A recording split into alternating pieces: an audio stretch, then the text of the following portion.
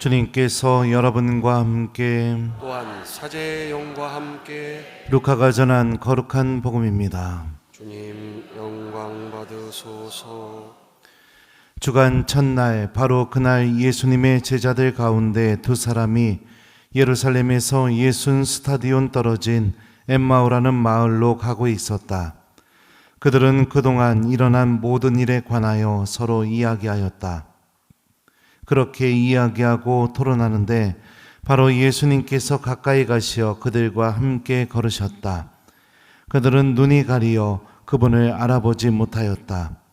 예수님께서 그들에게 걸어가면서 무슨 말을 서로 주고받느냐 하고 물으시자 그들은 침통한 표정을 한 채 멈추어 섰다. 그들 가운데 한 사람 클레오파스라는 이가 예수님께 예루살렘에 머물렀으면서 이 며칠 동안 그곳에서 일어난 일을 혼자만 모른다는 말입니까? 하고 말하였다. 예수님께서 무슨 일이냐 하시자 그들이 그분께 말하였다. 나자렛 사람 예수님에 관한 일입니다. 그분은 하느님과 온 백성 앞에서 행동과 말씀에 힘이 있는 예언자셨습니다. 그런데 우리의 수석사제들과 지도자들이 그분을 넘겨 사형 선고를 받아 십자가에 못 박히시게 하였습니다. 우리는 그분이야말로 이스라엘을 해방하실 분이라고 기대하였습니다. 그 일이 일어난 지도 벌써 사흘째가 됩니다. 그런데 우리 가운데 몇몇 여자가 우리를 깜짝 놀라게 하였습니다. 그들이 새벽에 무덤으로 갔다가 그분의 시신을 찾지 못하고 돌아와서 하는 말이 천사들의 발현까지 보았는데 그분께서 살아계시다고 천사들이 일러주더랍니다. 그래서 우리 동료 몇 사람이 무덤에 가서 보니 그 여자가 말한 그대로였고 그분은 보지 못하였습니다. 그때 예수님께서 그들에게 이르셨다. 아, 어리석은 자들아, 예언자들이 말한 모든 것을 믿는 데에 마음이 어찌 이리 굼뜨냐. 그리스도는 그러한 고난을 겪고서 자기의 영광 속에 들어가야 하는 것이 아니냐. 그리고 이어서 모세와 모든 예언자로부터 시작하여 성경 전체에 걸쳐 당신에 관한 기록들을 그들에게 설명해 주셨다. 그들이 찾아가던 마을에 가까이 이르렀을 때 예수님께서 더 멀리 가려고 하시는 듯 하였다. 그러자 그들은 저희와 함께 묵으십시오. 저녁때가 되어가고 날도 이미 저물었습니다 하며 그분을 붙들었다. 그래서 예수님께서는 그들과 함께 묵으시려고 그 집에 들어가셨다. 그들과 함께 식탁에 앉으셨을 때 예수님께서는 빵을 들고 찬미를 드리신 다음 그것을 떼어 그들에게 나누어 주셨다. 그러자 그들의 눈이 열려 예수님을 알아보았다. 그러나 그분께서는 그들에게서 사라지셨다. 그들은 서로 말하였다. 길에서 우리에게 말씀하실 때나 성경을 풀이해 주실 때 속에서 우리 마음이 타오르지 않았던가. 그들이 곧바로 일어나 예루살렘으로 돌아가 보니 11 제자와 동료들이 모여 정녕 주님께서 되살아나시어 시몬에게 나타나셨다 하고 말하고 있었다. 그들도 길에서 겪은 일과 빵을 떼실 때에 그분을 알아보게 된 일을 이야기해 주었다. 주님의 말씀입니다. 그리스도님 찬미합니다. 오소서 성령님, 새로나게 하소서. 길에서 우리에게 말씀하실 때나 성경을 풀이해 주실 때 속에서 우리 마음이 타오르지 않았던가. 안녕하세요. 예, 한 주 잘 지내셨어요? 네, 이뻐라. 자, 예전에 저 공부할 때 그 신부님 한 분이 전혀 모르는 신부님이었죠. 학교에서 그냥 얼굴만 알고 얼굴만 아는 신부님이었는데 하루는 한국 식당에서 저 좀 보자고 그러더라고요. 그래서 나갔죠. 나가서 이제 한국 식당에서 이제 같이 식사하면서 신부님 어쩐 일로 저를 보자고 하셨습니까? 이렇게 물어보니까 그 신부님이 저한테 그러더라고요. 신부님 저 좀 도와주십시오 그러더라고요. 그 무슨 말씀입니까? 그랬더니 다른 신부님들은 이제 같은 교구 선배 신부님이 같이 이렇게 과목을 공부하고 있으니까 그 선배들이 공부했던 것도 이렇게 요약한 것도 후배한테 물려주고 막 이러는데 그 신부님은 도와줄 신부님이 아무도 없었던 겁니다. 그래서 제가 제 교구 후배 신부님들한테 요약한 거 주고 뭐 챙겨주고 이게 너무너무 부러웠었나 봐요. 자기도 도와달래요. 그래갖고 제가 어떻게 했을까요? 1번 도와줬다, 2번 안 도와줬다, 3번 간을 봤다. 자, 몇 번일 것 같아요? 네. 아니에요. 간 봤어요. 그래서 제가 그랬어요. 참 안타깝네요, 신부님. 근데 제가 같은 사제라는 이유 하나로 제가 신부님 좀 그래요. 신경 쓰고 도와드리겠습니다. 그랬어요. 그리고 나서 학교에서 이제 그 신부님 만나면 제 마음이 어땠을까요? 그 신부님하고 만나서 신부님 이야기를 듣기 전에 그 신부님을 대했던 마음과 신부님 속사정을 다 들은 뒤에 그 신부님을 만났을 때 대한 마음이 1번 똑같았다, 2번 달라졌다. 몇 번이에요? 네, 달라지죠. 네. 왜 달라졌을까요? 신부님의 속사정을 들었으니까. 그래가지고 이렇게 도와주기도 하고 쉬는 시간에 불러가지고 커피도 먹으러 갑시다 이렇게도 하고 그러니까 또 어느 날 저한테 또 한국 식당에서 보자고 하더라고요. 그래서 또 갔죠. 이번에는 또 무슨 일로 저를 보시려고 합니까? 그랬더니 그 신부님이 술도 잘 못하시는 분이었어요. 근데 신부님 저 한 잔만 좀 따라 주시죠. 그래갖고 그래요 신부님하고 따라 드렸더니 한 잔 짠하고 탁 마시더니 이러는 거예요. 형이라고 불러도 되겠습니까? 딱 형 동생으로 지내고 싶다고. 그래가지고 이제 그렇게 하기로 했어요. 자, 그러면은 학교에서 그 신부님 만났을 때 1번 형 동생 하기 전의 모습과 형 동생 하기로 한 그 다음에 저의 모습이 똑같다. 2번 달라졌다. 몇 번이에요? 네, 달라졌죠. 그래서 저는 이제 박사 공부할 때 로마에서 오토바이 타고 다녔는데 타고 다니던 오토바이도 그 신부님 주고 왔어요. 그냥 네가 타고 다니면서 공부해라 이러고. 그래서 지금은 공부 마치고 들어와서 신학교에서 이제 학생들 가르치고 있는 걸로 알고 있습니다.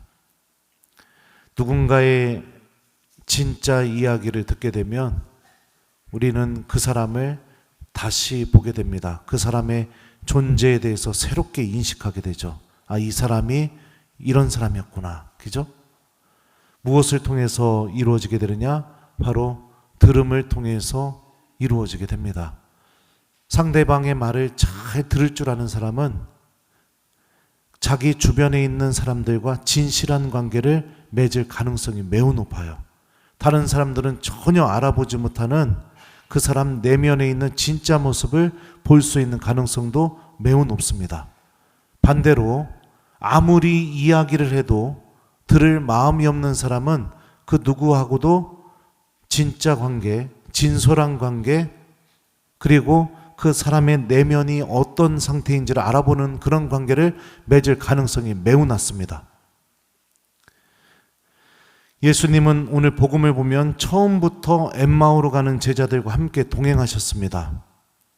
근데 같이 길을 나선 예수님을 엠마오로 가던 제자들은 전혀 알아보지 못합니다. 그러자 예수님께서 선택하신 방법은 제자들에게 성경 말씀을 들려주기 시작한 겁니다. 그리고 이어서 모세와 모든 예언자로부터 시작하여 성경 전체에 걸쳐 당신에 관한 기록들을 그들에게 설명해 주셨다. 성경 말씀을 듣기 시작하자 제자들 안에서 변화가 일어납니다. 첫 번째 변화는 다음과 같습니다. 그러자 그들이 저희와 함께 묵으십시오. 저녁때가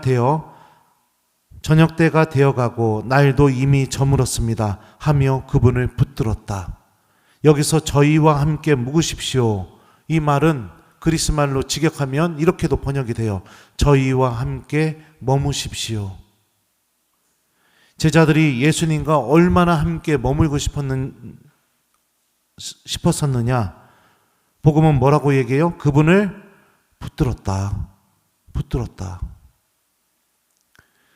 두 여인이 데이트를 하고 있다가 남자가 자리를 일어나서 가려고 했더니 여자가 옷을 확 잡으면서 오빠 가지 마. 이거랑 똑같은 거예요. 왜 붙잡을까요? 같이 있고 싶으니까.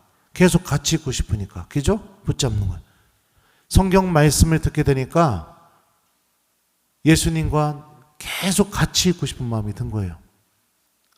저도 아까 얘기했던 그 신부님의 속사정을 계속 듣고 그러니까 그 신부님에게 더 관심 갖게 되고 더 다가가게 되고 그랬던 것처럼. 그리고 나서 두 번째로 일어난 변화는 예수님께서 그들과 이제 저녁 식사를 하시는 장면에 있습니다. 그들과 함께 식탁에 앉으셨을 때 예수님께서는 빵을 들고 찬미를 들으신 다음 그것을 떼어 그들에게 나누어 주셨다. 그러자 그들의 눈이 열려 예수님을 알아보았다. 그러나 그분께서는 그들에게서 사라지셨다. 두 번째로 일어난 변화는 빵을 쪼개서 나누어 주실 때 부활하신 예수님을 알아보게 된 겁니다. 다시 말하면 이거는 성체성사를 의미하는 거죠. 신부님도 제대에서 빵을 쪼갭니다. 그죠? 그리고 영성체 때 여러분들 손 위에 빵을 나누어 주죠. 얹어 주죠. 그럴 때 부활하신 예수님을 제자들은 알아보게 된 겁니다. 그리고 세 번째로 일어난 변화에 대해서 복음은 이렇게 묘사합니다. 그들이 곧바로 일어나 예루살렘으로 돌아가 보니 11 제자와 동료들이 모여 정녕 주님께서 되살아나시어 시몬에게 나타나셨다 하고 말하고 있었다. 그들도 길에서 겪은 일과 빵을 떼실 때 그분을 알아보게 된 일을 이야기해 주었다. 세 번째로 일어난 변화는 뭘까요? 예루살렘으로 돌아간 거예요.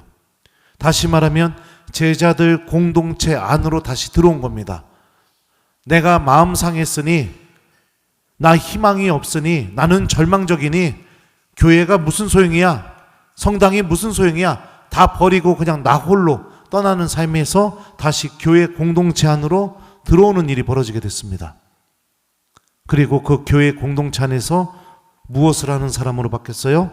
자신들이 만난 부활하신 예수님을 증언하는 사람으로 바뀌게 되었죠. 이게 제자들에게 일어난 세 번째 변화입니다.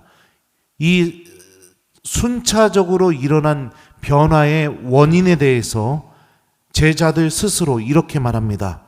길에서 우리에게 말씀하실 때나 성경을 풀이해 주실 때 속에서 우리 마음이 타오르지 않았던가. 그러니까 제자들은 예수님을 통해서, 예수님 입을 통해서 들은 성경 말씀이 이 모든 것을 내 안에서 변화시켰다고 이렇게 증언하고 있는 거예요. 사랑하는 교회 여러분들, 여러분들이 듣고 있는 이 하느님 말씀은 오늘 엠마오로 가는 제자들에게 일으키는 놀라운 이 은총을 여러분들 안에서도 일으킬 수 있는 힘을 분명히 갖고 있습니다. 상대방의 말을 듣기 전까지, 그 사람의 진심을 듣기 전까지 같은 공간에 있어도, 같이 있어도 그 사람이 어떤 사람인지 우리는 알아보지 못합니다.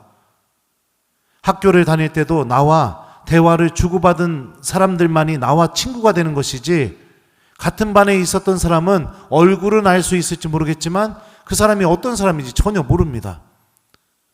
그런데 마음을 열고 듣기 시작하게 되면 그 사람이 어떤 사람인지 알아보게 되는 것처럼 하나님과의 관계도 마찬가지입니다. 귀를 닫아버리고 눈을 감아버리고 그리고서 미사에 참여하는 삶은 부활하신 주님을 절대 알아보지 못하게 만듭니다.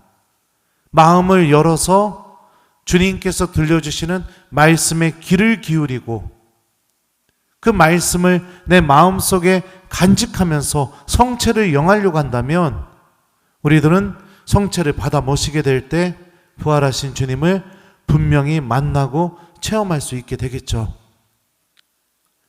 복음을 기억하고 하나님의 말씀을 기억하십시오. 엠마오로 떠나는 제자들의 이야기는 마치 여러분들이 집에서부터 출발해서 이 성전에 도착해서 말씀의 절례를 통해 주님의 말씀을 듣고 성찬의 절례에서 영성체를 하는 여러분들 집에서부터 이 미사까지의 여정을 그대로 쏙 빼다 닮아서 담고 있죠. 집에서 출발할 때부터. 주님께서는 제자들이 상심 속에 있었고 절망 속에 있었지만, 그리고 교회 공동체를 떠나는 것을 선택했지만, 그런 제자들과 처음부터 함께 계셨습니다. 그리고 그들이 예수님의 말씀을 듣기 시작하게 되자 그들 안에서 변화가 일어났고 주님을 알아보게 되었죠. 우리들의 믿음도 들음을 소중하게 여겼으면 좋겠습니다. 주님께서는 요한복음에서 당신과 양들의 관계가 무엇으로 결정되는지에 대해서 다음과 같이 말씀하셨죠. 양들은 목자의 목소리를 알아듣는다.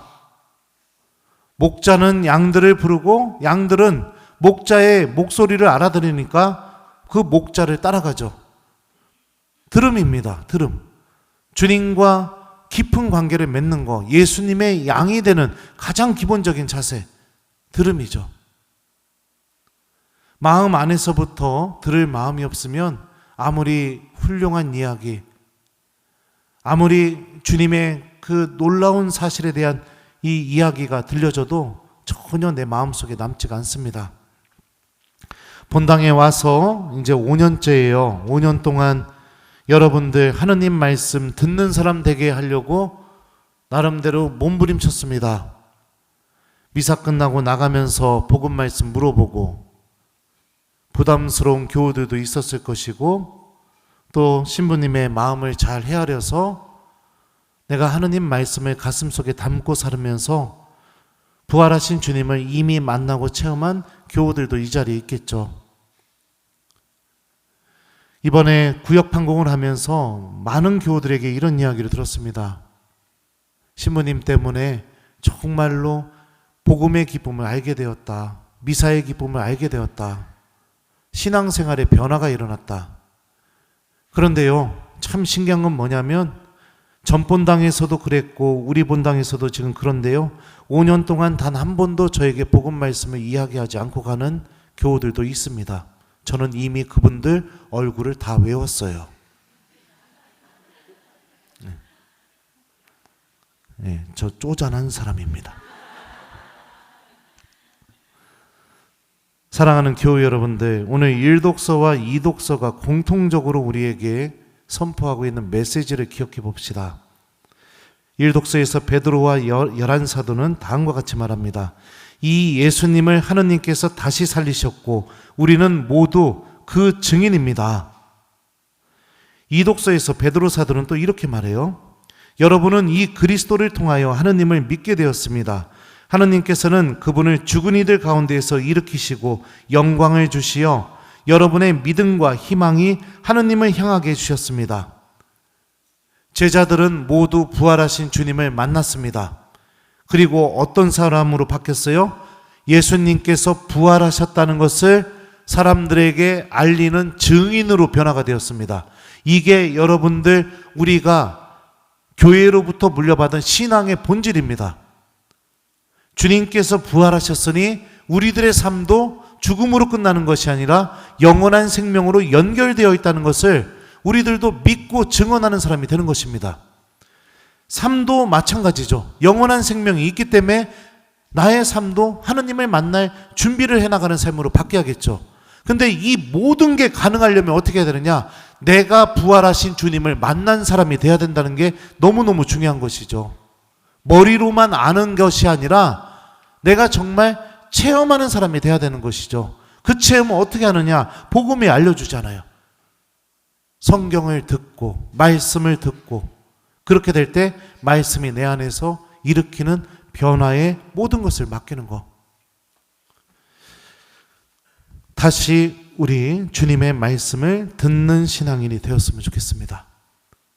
그래서 그 말씀이 우리 마음 안에서도 타오르고 그 말씀이 자꾸만 예수님과 함께하고 싶은 마음을 일으켜서 성전 안에 머물게 만들고, 우리가 영성체를 하게 될 때 오늘 선포된 복음 말씀이 고백하고 있는 그 예수님을, 오늘 독서가 고백하고 있는 그 예수님을 우리가 영성체 때 만나고, 그래서 우리들의 신앙 안에서도 주님께서 부활하셨다는 체험이 충만해져서 우리들도 부활의 증인으로서 변화되는 이 삶을 시작해 봤으면 좋겠어요.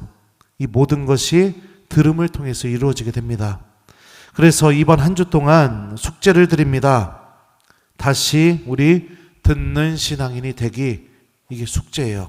아침에 일어나시면 복음을 펴서 복음을 읽으십시오.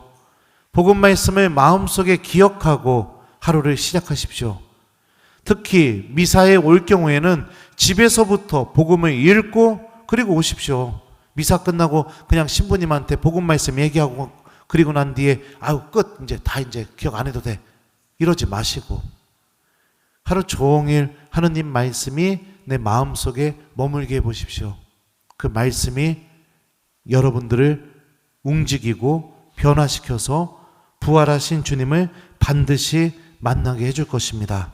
이번 한 주 성경 말씀을 내가 잘 기억하고 읽고 간직하는 그런 한 주를 꼭 보내셨으면 좋겠습니다. 길에서 우리에게 말씀하실 때나 성경을 풀이해 주실 때 속에서 우리 마음이 타오르지 않았던가? 아멘.